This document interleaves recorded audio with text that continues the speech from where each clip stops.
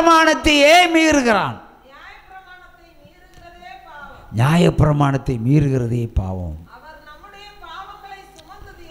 அவர் நம்முடைய பாவத்தை சுமந்து தீர்க்க வெளிப்பட்டார் என்று அறிவீர்கள். அவரிடத்தில் பாவம் இல்லை. அவரிடத்தில் நிலைத்திருக்கிறவன் எவனும் பாவம் செய்வதில்லை. உற்சாகமா கையை தட்டுங்க. இப்போ அவரிடத்துல இல்லைன்னா, நீங்க அவரிடத்துல இல்லைன்னா நீங்க பாவம் செய்வீங்க.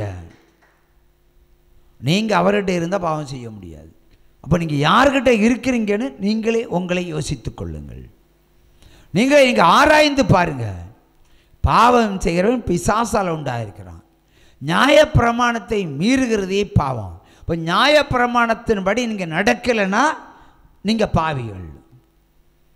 நீங்கள் விபச்சாரம் பாவம் செய்ய வேண்டாம். பிரமாணத்தை மீறி நடந்தாலே அது பாவம். மீறுவதே பாவம். அப்படி மீறுகிற பாவத்திலும் நீங்கள் குற்றவாளிகள். பேசித்தனம் புரிந்ததிலும் பாவிகள். ஜென்ம பிறப்பிலையும் பாவம், வளர்ப்பிலையும் பாவம், நாக்கிலையும் பாவம். ஏண்டா இந்த நாவு பேசுவது அதிகம் என்ன பேசும்? அதிகம் ஆபாசம் பேசும், அதிக பொய் தான் பேசும். ஆனால் அதே நாவை குறித்து என்ன பண்ணுவோம்? சில வார்த்தைகளை மட்டும் தேவனுடைய வார்த்தைகளை பேசுவோம். கலப்படமாக இராமல் ஒரிஜினலாக மாறுங்க. எண்ணெயிலிருந்து உற்சாகமாக கையை தட்டுங்க. மெய்யாய் தேவனுடைய வார்த்தைகளை செவி கொடுத்து தேவனுடைய பிரமாணத்தின்படி நடைங்க. பிரமாணத்தின்படி நடந்தால் நீங்கள் பாவி அல்ல. பிரமாணத்தை மீறினால் நீங்கள் தான் மிகப்பெரிய பாவி. எளிமை நிற்போம். உற்சாகமாக கையை தட்டுங்க. ஹல்லேலூயா. ஆகவே இந்த குட் ஃப்ரைடே நமக்கு நல்ல நாளாக மாறி இருக்கிறது என்று நான் விசுவசிக்கிறேன். உற்சாகமாக கையை தட்டி ஹல்லேலூயா.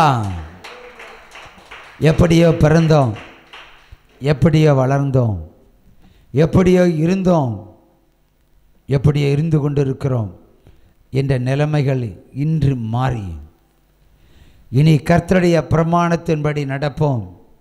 கர்த்தருடைய வார்த்தைக்கு செவி கொடுப்போம். மனம் திருந்துவோம். பாவ நிவாரண பலி செலுத்தி பரிசுத்தவான்களாய் பிறப்பெடுப்போம். நமக்காக மனம் திருந்துதலுக்காக பரலோக ராஜ்யத்தில் நீங்கள் பிரவேசிப்பதற்காக சிலுவை மரணத்தில் தன்னை தாழ்த்தி ஒப்பு கொடுத்த அந்த மகாபரிய தேவனுடைய இந்த நாளுக்காய் உமக்கு ஸ்தோத்திரம் செலுத்துகிறோம். ஆமென். கையை தட்டுங்க. எங்களுக்காக மரித்தீரே, எங்களுக்காக அடக்கம் செய்யப்பட்டீரே, எங்களுக்காக உயிர்த்தீரே, எல்லாம் எங்களுக்காக செய்தீர். நாங்கள் உமக்காக என்ன செய்தோம் என்ற ஒரு கேள்வியை இன்று உங்களிடத்தில் வைக்கிறேன். நீங்கள் தேவனுக்கென்று என்ன செய்தீர்கள்? யோசித்து பாருங்கள். நீங்களும் மனந்திருந்தவில்லை, கர்த்தருக்கென்று எதுவும் செய்யவில்லை. ஆகவே இன்று முதல் பிரமாணங்களுக்கு கட்டுப்பட்டு பிரமாணங்களுக்கு கீழ்ப்படிந்து கர்த்தருடைய வார்த்தைக்கு செவி கொடுத்து மனந்திருந்தி பரலோக ராஜ்யத்தில் பிரவேசிப்பதற்கு ஆயத்தப்படுங்க. நீ திருந்துவதற்கே நாளே இல்லை என்று சொல்லக்கூடிய சூழ்நிலை உங்களை சுற்றி வந்து கொண்டு இருக்கிறது. சுவிசேஷம் கிடைக்குமோ கிடைக்காதோ, தேவன் வரப்போறார். தேசத்தை இருளில மூழ்க பண்ணுவார். வெளிச்சங்களை எடுத்து போடுவார். எரேமியா 25:10 சில காரியங்களை செஞ்சு முடிப்பார். அநியாயக்காரனுக்கும் அக்கிரமக்காரனுக்கும் பாவிகளுக்கும் அழிவுகளை கொண்டு வருவார். பட்டயத்தை கொண்டு வருவார். பரிசுத்தவானாய் மாறுகிறவர்களுக்கு விடுதலையும் பரலோகத்தையும் தருவார்.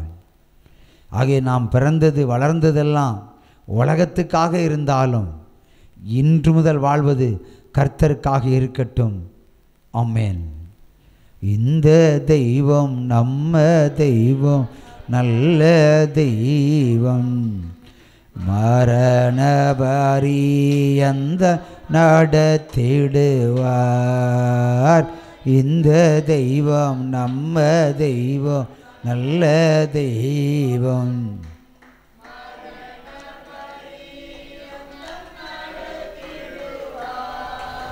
எத்தனையோ இடர் சூழ்ந்தாலோ அத்தனையோ தாங்க பலன் தருவார்.